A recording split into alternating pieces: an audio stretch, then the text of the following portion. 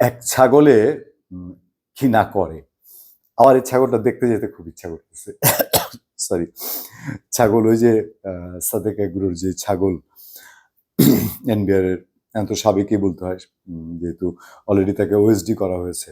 NBR এর সাবেক সদস্য মতিউর রহমান সারা দেশে হঠাৎ করে সুপারহিট নাম, কোরবানির সকল গরু বা ছাগল উত্তরে সবচেয়ে বড় যেই জন্তুটির নাম উঠে এসছে, জন্তু বলছে এই কারণে, সরি ফর ল্যাঙ্গুয়েজ, যে তার যেই দুর্নীতির অভিযোগ সম্পর্কে শোনা যাচ্ছে, এটা আমরা এর আগের দিন সমালোচনা করছিলাম যে কেউ এখনো কেন কোনো পদক্ষেপ নিচ্ছে না, সরকারি সংস্থাগুলো কেন পদক্ষেপ নিচ্ছে না, দুদক কেন পদক্ষেপ নিচ্ছে না।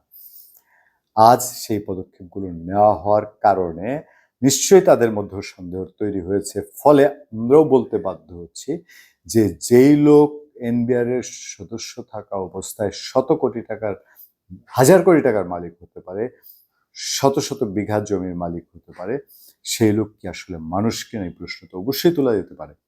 যাই হোক, যে প্রসঙ্গে ছিলাম সেই প্রসঙ্গ হলো তার ছেলে মুশফিকুর রহমান ইফাদ ঢাকার অন্যতম নামকরা যে ডেয়ারি ফার্ম সাদেক এগ্রো, সেখান থেকে কোরবানির জন্য আপনার ছাগল কিনতে গেল। 15 লাখ টাকার ছাগল দাম চাইলো, 12 লাখ টাকায় রফা দফা হলো, 1 লাখ টাকা অ্যাডভান্স করলো। তারপরে যদি অস্বীকার করলো, বাপও অস্বীকার করলো ছেলেকে, ওর ছেলেকে অস্বীকার করলো তার ছাগলকে, বললো যে এই ছাগল আমার জীবন ধ্বংস করে দিচ্ছে। তো ছাগল যেভাবে কিনতে গিয়ে আজকে প্রথম আলো রিপোর্ট যে 70 লাখ টাকার ছাগল কিনে নেই, ছাগলটার পরে নেয়, কিন্তু 70 লাখ টাকার গরু কোরবানি দিয়েছে এই ছেলে। তো এই টাকা কি আসমান থেকে এসছে? মতিউর রহমানের ছেলে বলে কথা। আমরা অপেক্ষায় থাকবো। দুর্নীতি দমন কমিশন যেহেতু হাত দিয়েছে, দুর্নীতি দমন কমিশন ব্রিফিং করে জানিয়েছে যে তারা 3 সদস্যের একটি কমিটি গঠন করেছে গত 4 তারিখেই মতিউর রহমানের। এটা কিন্তু এই আলোচনার আগের ঘটনা। দেখেন, এই ছাগল ভাইরালের দুদকের কথা অনুযায়ী তারা গত 4 তারিখেই মতিউর রহমানের সম্পদ অনুসন্ধানের জন্য কমিটি গঠন করেছিল। তো সেই কমিটি প্রপারলি বের করে জাতির সামনে একদম পরিষ্কার করুক যে মতিউর রহমানের বিরুদ্ধে যে অভিযোগগুলো আছে সেই অভিযোগগুলো কি। আমরা এখনো অভিযোগই বলছি, যদিও আমজনতা সেটা মনে করে কিনা, আমজনতা সেটা ভাবে কিনা।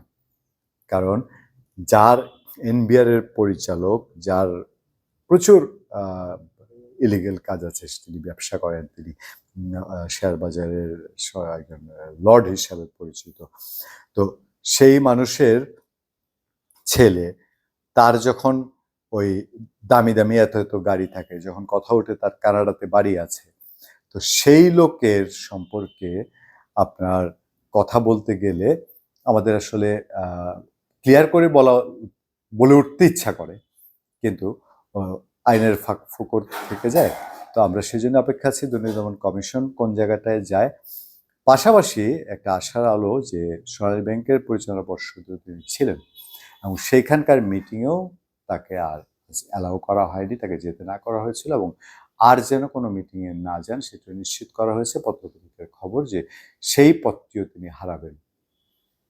আসলে ওই যে আমি আগে বলি যে পাপ বাপকেও ছাড়ে না, পাপেরও একটা সীমা আছে।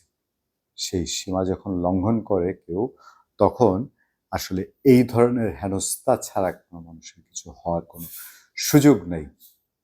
এবং এটা হেনস্থা না, এটা হচ্ছে তাকে তার কর্মফল দিতে হবে। আমরা দেখতে চাই যে এই যদি প্রমাণ হয় যা যা পত্রপত্রিকায় এসছে, তাহলে নজির আহমেদ তো ফুরুত চম্পট দিয়েছেন, অন্তত এই হলমার্কের মালিক, এই মতিউর রহমান, এই টাইপের যে নামগুলো এসছে, এদেরকে একটা স্পেশাল ট্রাইব্যুনাল করে স্পেশালি এদের ওইভাবে প্রয়োজনে, আমরা বলেছি যে ওই যে করে না উত্তর কোরিয়ায় যে আপনার ওপেন ফিল্ডে নিয়ে দায় শেষ করে, তো এই টাইপের দ্রুততম শাস্তির ব্যবস্থা করেছে, যেটা এর আগে বাধ্য হয়ে বাংলাদেশ সরকার নারী শিশু নির্যাতন, ধর্ষণ এসবের বিষয়ে যখন আইন করেছে, যেগুলো সর্বোচ্চ শাস্তি মৃত্যুদণ্ড যেটা ছিল না, এখন মনে হয় সময় এসছে ভাবার যে এই ধরনের কর্মকাণ্ড যারা করবে তাদেরকে এই ভয়াবহ বলে সবচেয়ে